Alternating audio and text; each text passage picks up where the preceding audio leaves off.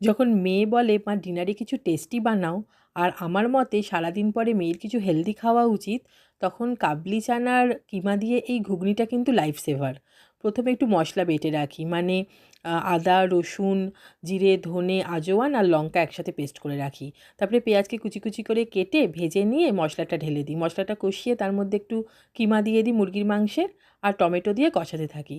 তারপরে সেদ্ধ করে রাখা কাবলি চানাটা ঢেলে দিই, একটু নেড়ে চেড়ে নুন আর হলুদ আর স্বাদ মতো চিনি আর একটু কাশ্মীরি মির্চ, ব্যাস তাই দিয়ে ফোটাতে থাকি। তারপরে একটু গরম মশলা দিই ওপর থেকে, আর একটু ঘি। এবারে একটু ফুটিয়ে নিলেই একদম কাবলি চানার ঘুগনি রেডি।